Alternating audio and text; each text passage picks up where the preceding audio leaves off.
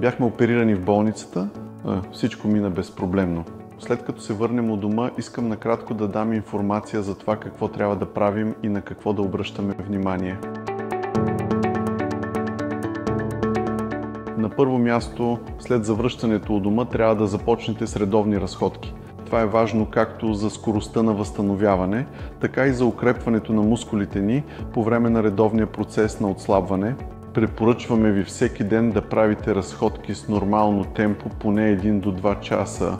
Това е особено важно през първите 2 месеца, понякога може да бъде и 3 месеца, но след втория, третия месец е изключително важно да започнете да спортувате. Защото след 2-3 месеца се наблюдава значителна загуба на тегло.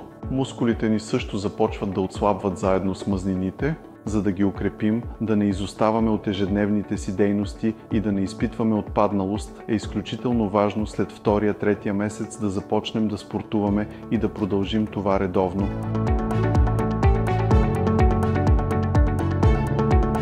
Втората тема е консумацията на вода.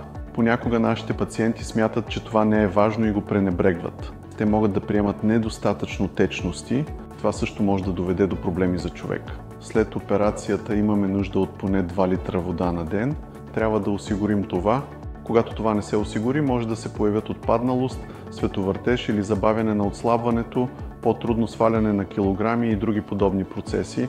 Тялото има определени ежедневни нужди, свързани с консумацията на вода. За да отговорим на тази нужда, имаме нужда от 2 литра вода на ден. Трябва да обръщаме изключително голямо внимание на това.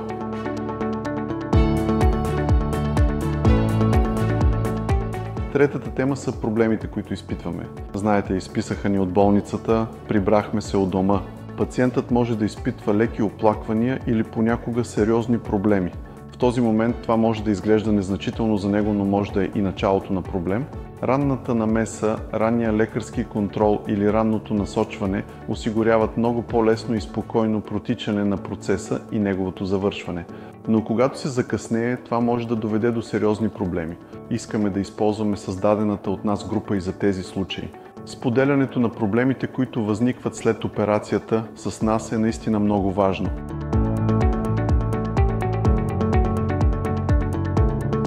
Обикновено смятаме, че след изписването от тук нашият пациент наистина е постигнал хирургично възстановяване. Смятаме, че ще може много лесно да върши ежедневните си дейности и искаме да го прави.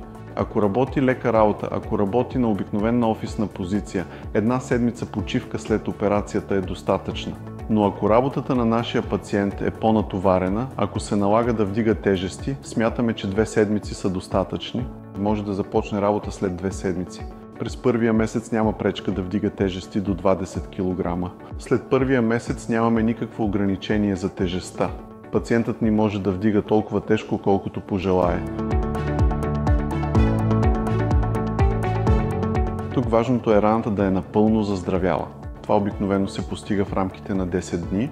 След 10-я ден раните ни са заздравели и след 10-я ден няма никаква пречка да влизаме в басейн или море.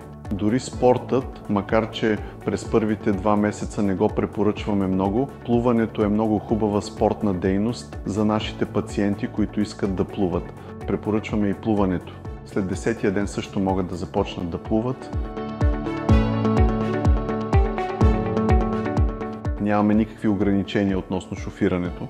От момента, в който пациентите се приберат у дома, няма пречка да излязат в трафика, нямаме ограничение или период на изчакване. След като се приберат у дома, могат да започнат да шофират.